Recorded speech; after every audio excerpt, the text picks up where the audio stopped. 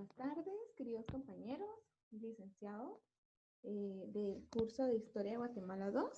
Mi nombre es Diana Figueroa y el día de hoy, para mí va a ser un gusto comentarles un poco sobre lo que es la historia de Guatemala.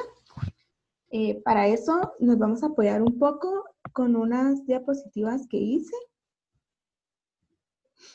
Es importante recalcar, ¿verdad?, que mi nombre es Diana Figueroa y esta sería mi evaluación para el curso de Historia Guatemala 2 con el licenciado José Domingo.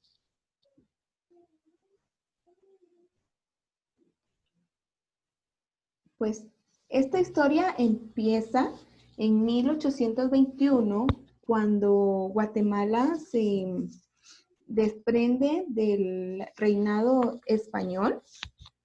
Todo esto sucede a base de que se dan cuenta de que por el plan de Iguala, México se separa de la corona española y ellos, pues, debido a que ese plan de Iguala se firma acá en Guatemala, dan ese paso. Sin embargo, en este momento, pues, surgen dos tipos de partidos políticos. Sería los liberales, que eran aquellos grupos de personas que consideraban que podía ser la independencia lo más pronto posible y a pasos agigantados, pues tenían otra visión y otras formas de pensar, al contrario de los conservadores, y estos conservadores pues eran también un grupo de personas que consideraban que Guatemala aún no estaba lista para separarse por completo. Ellos querían hacerlo de una forma más lenta, debido a de que siempre habían creído de que el progresismo era lo más viable.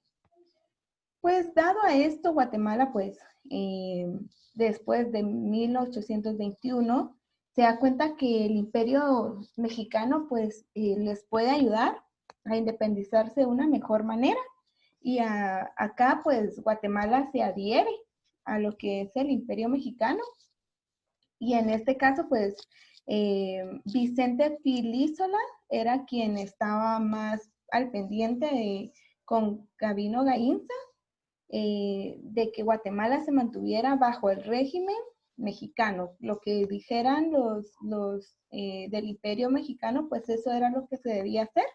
Sin embargo, pues esto fue en 1822, el 15 de enero. Guatemala no duró mucho tiempo ahí, se desprende de lo que es del Imperio Mexicano y posteriormente se le pide a Vicente Filísola, que siempre anduvo de país en país queriendo que se hiciera lo que él decía, se le pide que abandone el país, y posteriormente huye hasta Chile, hasta el Ecuador o Chile.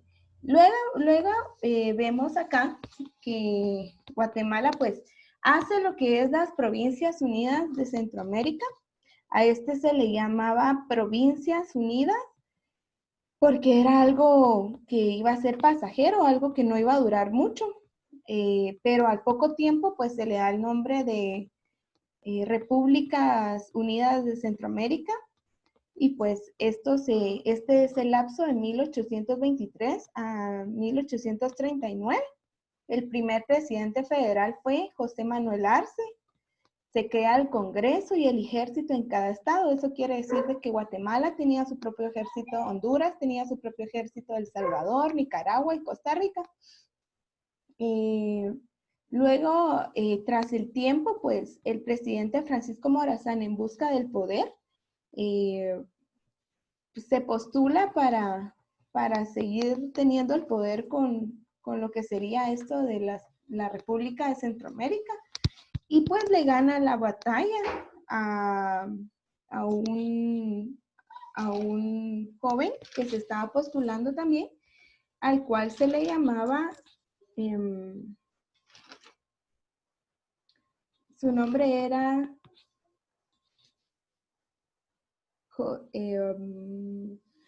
José Cecilio del Valle. Él muere en 1835.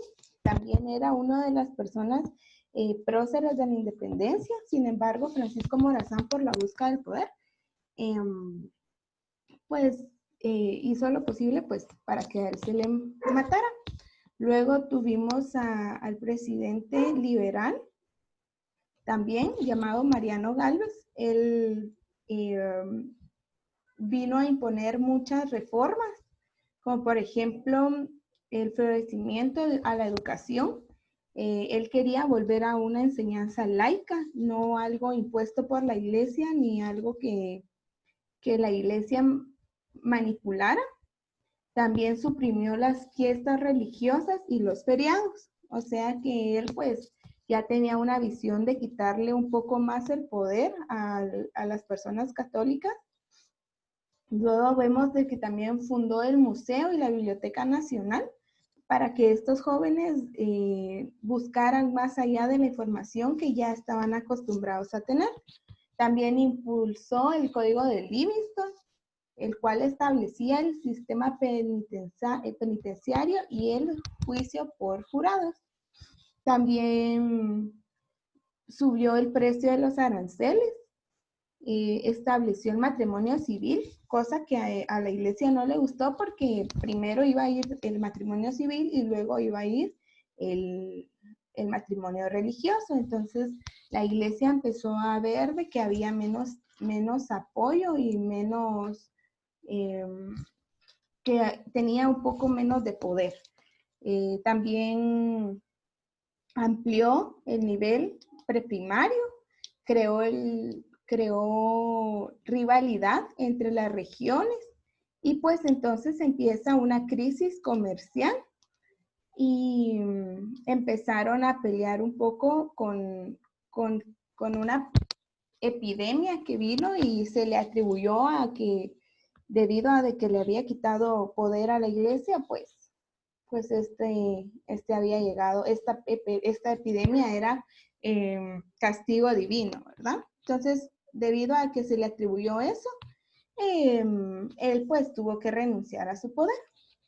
A partir de este tiempo, empieza el régimen conservador. Eso quiere decir de que los conservadores, después de haber derrocado básicamente a Mariano Gálvez, inician a su régimen con Mariano Rivera Paz.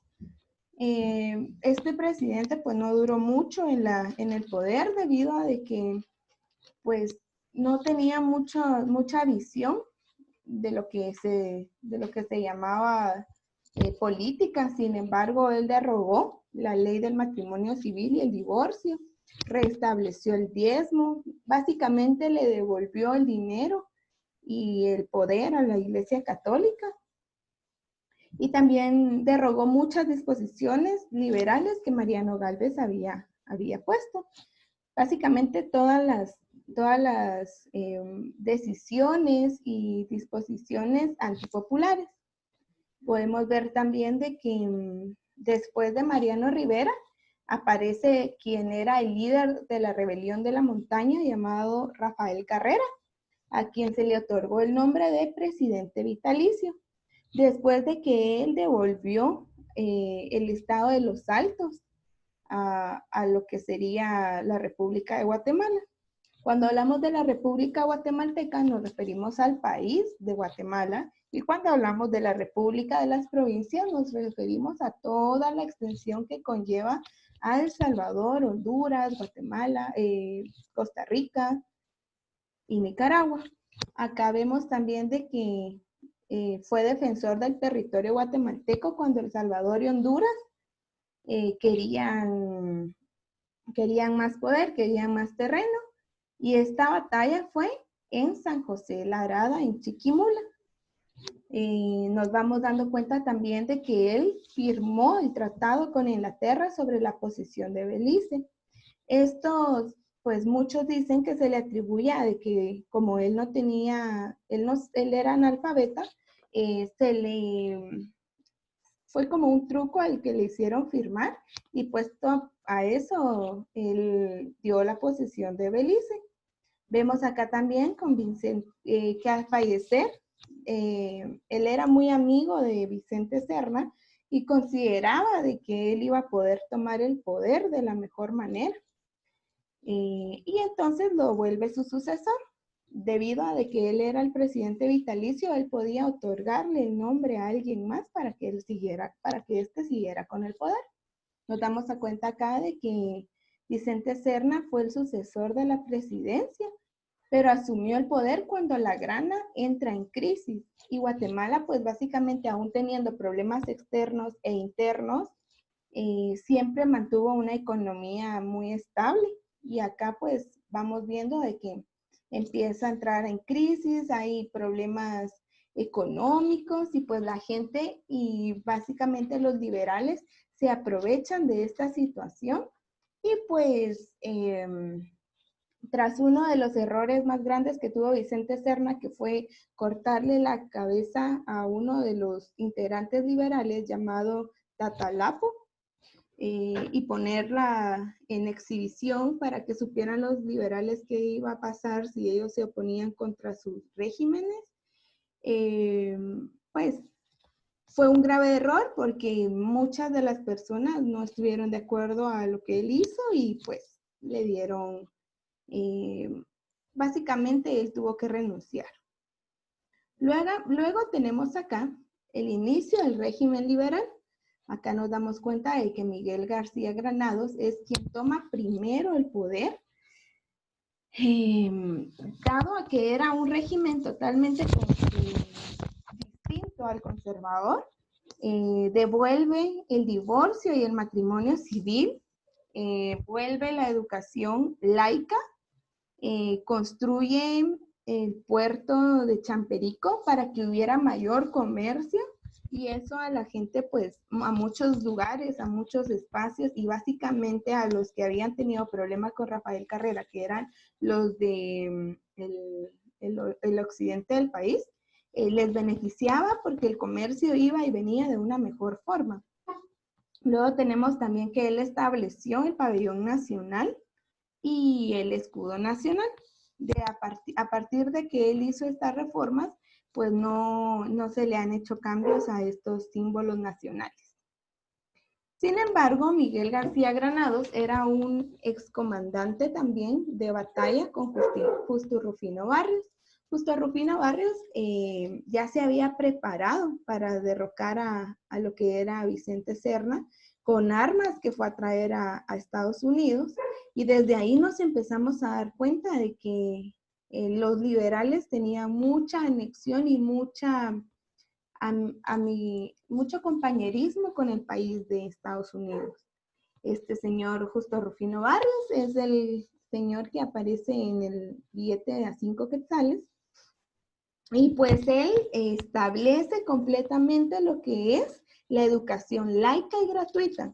Las primeras líneas férreas, sin embargo, pues no las extendió por todo el país, sino las probó básicamente acá en lo que es la ciudad central.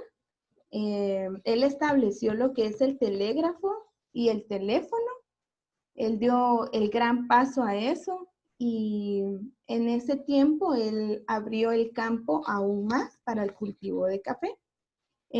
Cuando él abre el paso al cultivo de café, nos damos cuenta de que entonces por completo básicamente la grana cae y los cultivadores o cafetaleros eran quienes más producían y quienes mejores ganancias tenían.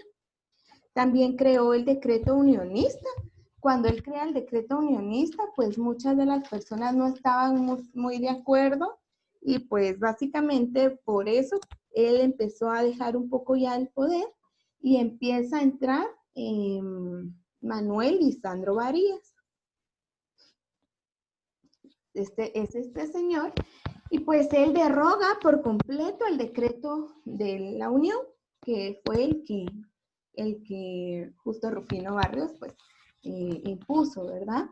Este señor Manuel Lisandro apoya por completo la caficultura y pues empieza a verse que los campesinos y agricultores tienen menor paga por mano de obra y los cafetaleros, dueños de fincas o terratenientes, empiezan a ver más ganancias porque a menor pago de obra, y mayor producción, pues ellos ven una mejor ganancia. Luego tenemos acá José María Reina Barrios. Este señor, pues, se caracteriza mucho porque al ver que su sucesor, Miguel García Granados, había impuesto ya un escudo y una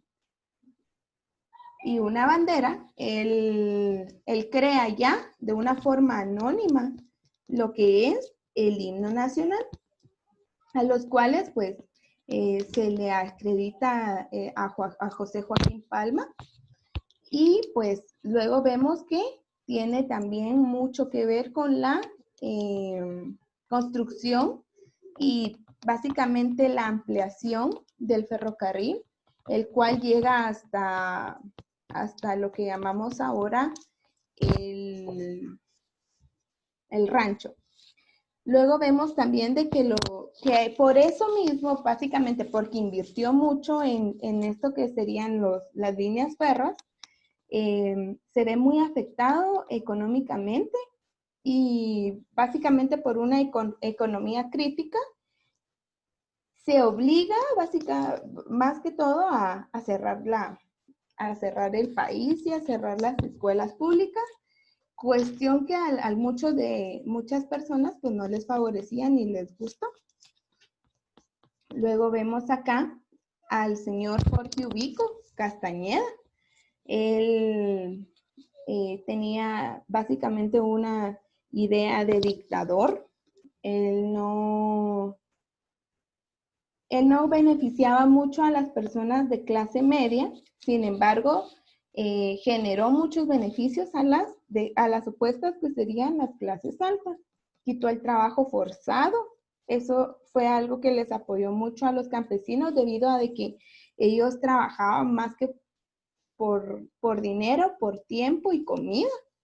Y cada vez que pedían un préstamo a las personas de las fincas, estas les hacían el préstamo económico, pero ellos se veían afectados con más tiempo de trabajo. Entonces, Jorge Ubico absuelve todas las deudas de todos los campesinos y empiezan ellos a poder elegir con quién trabajar y con quién no.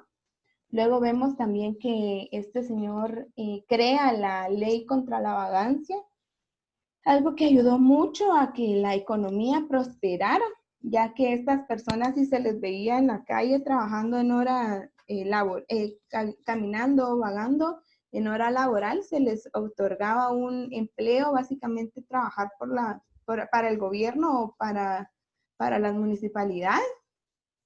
Y a menor pago para la gente de la calle, para la gente que trabajaba en la municipalidad, mayores ganancias para el gobierno. A él también se le acredita la construcción del Palacio Nacional.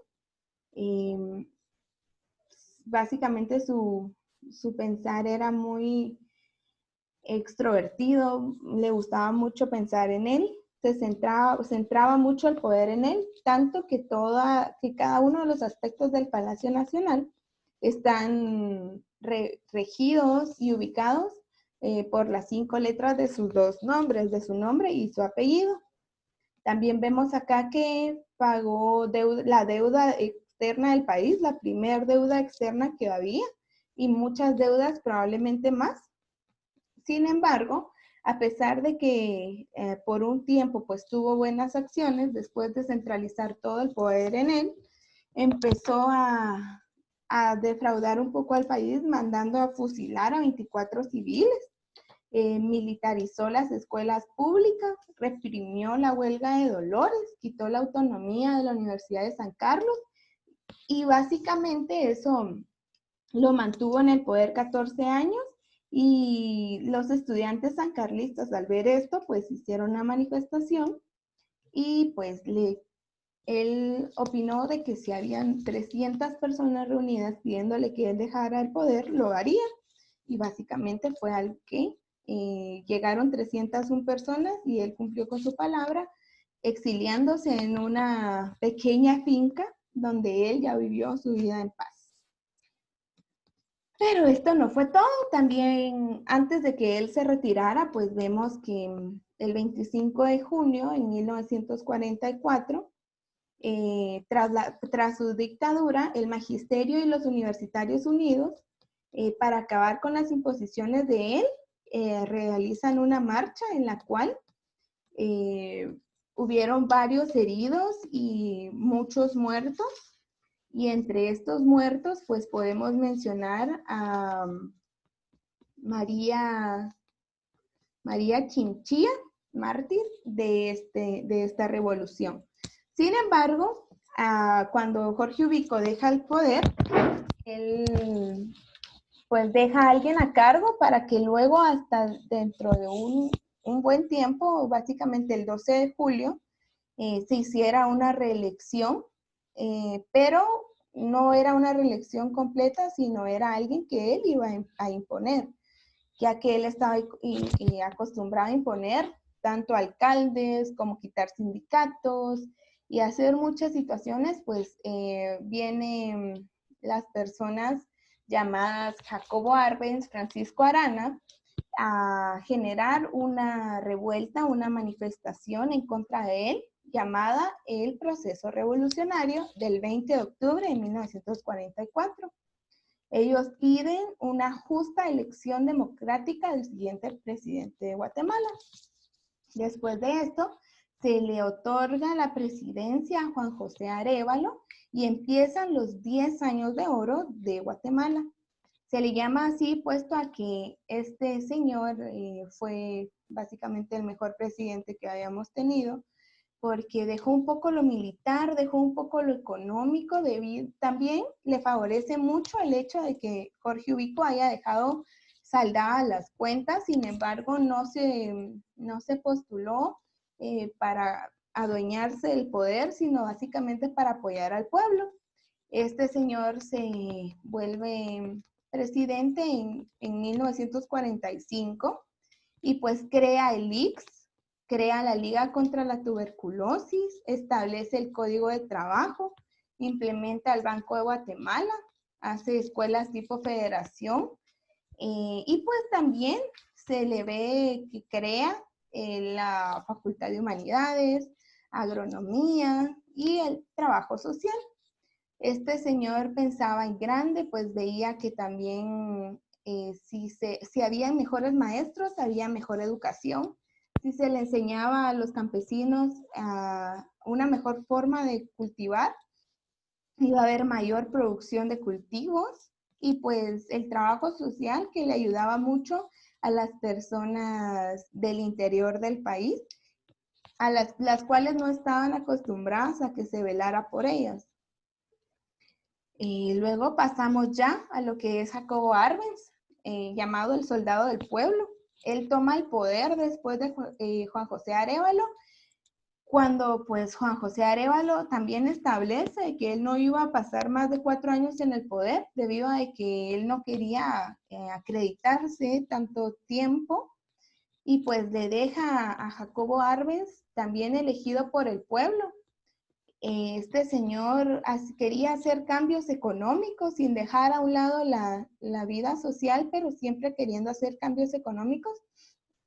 Hace la creación del decreto 900 y pues nos damos cuenta de que empieza a tener problemas con la United Fruit Company, que eran los que más terrenos tenían acá en Guatemala. Estos señores, pues su nombre lo dice, eran estadounidenses que no estaban de acuerdo con que se les quitara sus tierras para que Guatemala empezara a producir por sí sola. Acá vemos que el decreto 900 pues era básicamente que Jacobo Arbenz, el gobierno de Jacobo Arbenz evaluaba qué terrenos no tenían cultivos y se les llamaba terrenos ociosos, les daba la oportunidad a los dueños de cultivar, pero si estas personas no querían cultivar, pues el gobierno se adueñaba del terreno, siempre pagándoles una parte registrada por estas personas, de año en año, de mes a mes, dependiendo de cuánto estas personas no requirieran. Sin embargo, los terratenientes y la United Fruit Company no estuvieron de acuerdo y pues empieza un movimiento de liberación o de reformas también. Este empieza con Carlos Castillo Armas. Carlos Castillo Armas tenía siempre un toque de liberal, pero también tenía buenas intenciones para el país. Terminó varias playas y varios puertos para que se pudiera generar algún tipo de economía con las tierras por los mares, por el área marítima. Sin embargo, es asesinado y pues cuando él es asesinado nos damos cuenta de que empieza el gobierno y algo llamado conflicto armado interno, donde veíamos que nuestro país pues empieza a deteriorarse. Tenemos acá a Idigoras Fuentes, a quien llamó como campaña política borrón y cuenta nueva. Se crea la FARC, Fuerzas Armadas Rebeldes, se crea también el EGP, que sería el Ejército Guerrillero de los Pobres. Estos eran quienes defendían a todas estas personas que no tenían todo lo que los del ejército podían conseguir. Y pues también tendríamos la ORPA, la Organización del Pueblo en Armas. A todos estos se les llaman guerrilleros, básicamente porque no se dejaban controlar por las Fuerzas Armadas del Ejército. Esta es una muy larga historia, triste.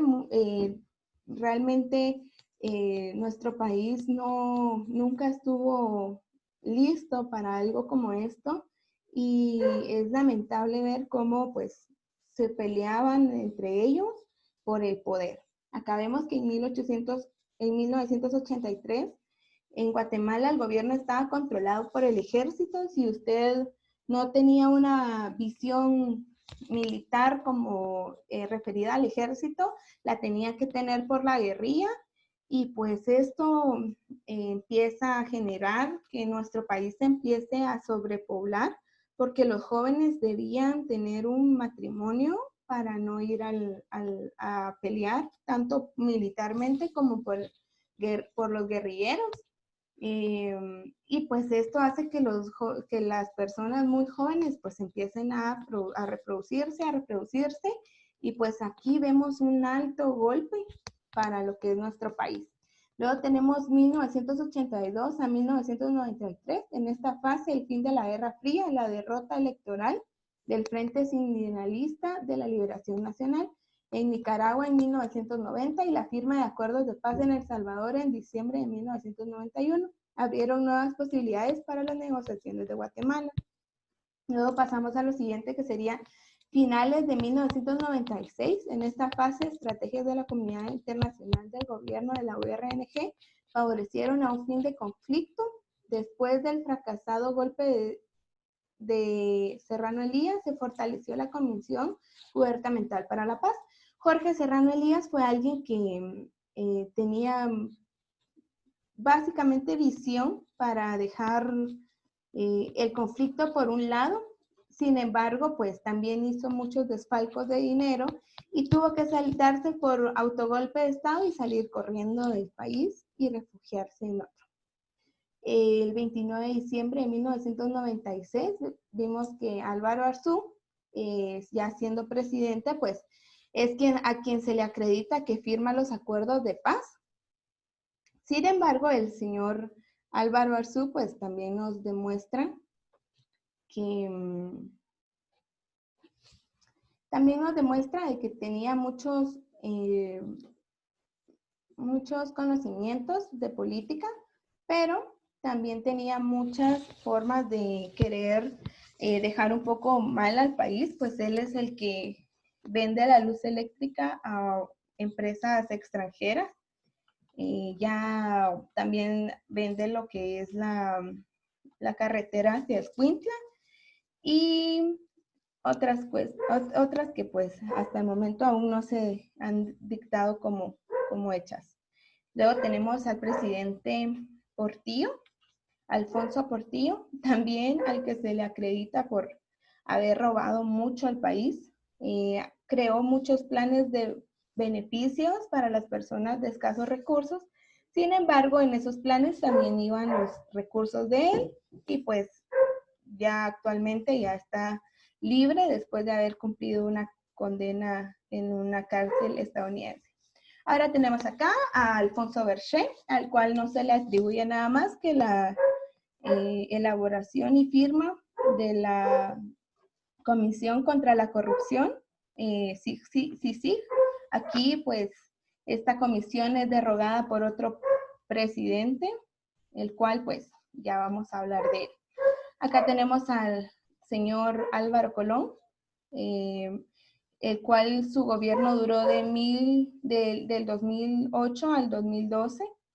Él trabajaba mucho lo que eran escuelas seguras y también las bolsas de familia, apoyos a la familia, lo cual no le favoreció mucho porque ya al final ya no tenía la solvencia económica para dar lo que él prometió y pues en vez de apoyar en el desarrollo sostenible del país, pues fue deteriorándolo y luego acredita su gobierno al señor Otto Pérez Molina, actualmente en las cárceles por corrupción al lado de Roxana Valdetti, los cuales pues están implicados en muchos desfalcos de dinero, hablando de uno de ellos, el agua de Matitlán, con la actual agüita mágica, cual nunca pudo haber hecho menor acción, ¿verdad? También lo que serían las carreteras firmadas por los brasileños, los cuales prometían unas carreteras buenas y estables y pues tampoco era algo muy creíble. Ahora tenemos también acá a Jimmy Morales, del cual podemos hablar únicamente de que fue un presidente obsoleto, no hizo nada por el país más que dejarnos endeudados y firmar algo llamado el tercer país seguro, que nos obliga a darle asilo a otros países y a dejar por completo a nuestros migrantes en la calle y la miseria. Y pues por último vamos a hablar del señor Alejandro Yamatei, que no tiene mucho tiempo de historia con nosotros, además de que también ya estuvo preso. Hasta el sol de hoy está combatiendo con la pandemia que está lastimando tanto al mundo y evidentemente nos va a dejar en mucho problema económico, ya que ha pedido muchos préstamos al país y para el país y lo sigue haciendo y al final de esta historia al parecer no se ha aprendido nada hasta el sol de hoy. Esa es mi conclusión. Si tal vez en algún momento dejáramos de pensar solo en nosotros y pensáramos en todos los demás, pudiéramos, en vez de dar la comida, enseñar a pescar, probablemente ya hubiéramos salido un poco de la crisis económica, social y política en la que nos han embarcado. Muchas gracias.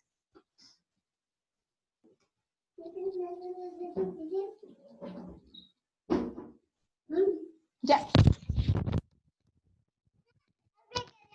Niñas, porque no te queríamos hacer